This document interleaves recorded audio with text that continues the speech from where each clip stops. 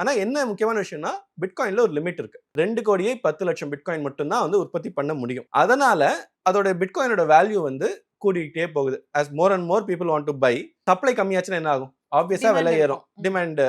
இப்ப தக்காளி வந்து திடீர்னு வந்து திண்டுக்கல்ல இருக்க தக்காளி எல்லாம் கெட்டு போயிடுச்சு மழை பெஞ்சதுனால அப்படின்னா அந்த தக்காளி விலை வந்து டக்குன்னு 100 ரூபா ஒரு கிலோ போயிடும். ஏன்னா டிமாண்ட் சப்ளை ஈக்குவல் பண்ண முடியல. ஆமா முடியாது.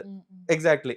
சோ பிட்காயின் வந்து அவங்க டிசைன் பண்ணதே இப்படிதான். சோ எவ்ரி 4 இயர்ஸ் புதுசா உருவார பிட்காயின் பாதியா குறைஞ்சிட்டே போகணும். இந்த 2,10,00,000 பிட்காயின்ல முதல் 4 வருஷத்துலயே 1,05,00,000 பிட்காயின் வந்துருச்சு. அடுத்த 4 வருஷத்துல 52 லட்சம் பிட்காயின் வந்துருச்சு.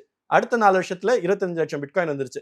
சோ இப்ப கிட்டத்தட்ட 90% பிட்காயின் வந்து ஆல்ரெடி வந்து புழக்கத்துக்கு வந்துருச்சு. அடுத்த 100 வருஷத்துக்கு வெறும் 10% ஆஃப் பிட்காயின் தான் வரும். அதுலயுமே வந்து பாதி வந்து பாத்தீங்கன்னா அடுத்த 4 வருஷத்துல வந்துரும். அவங்க என்ன சொல்றாங்கன்னா இப்ப கோல்டு வந்து புதுசா ஒரு கிரியேட் பண்றது இல்ல, இருக்க கோல்டு வச்சு நம்ம உலகம் ரன் ஆகுது. அதே மாதிரி எதுக்கு புதுசா பிட்காயின் உருவாகணும், இருக்க பிட்காயின் வச்சு உலகம் ரன் ஆகணும்ட்டு.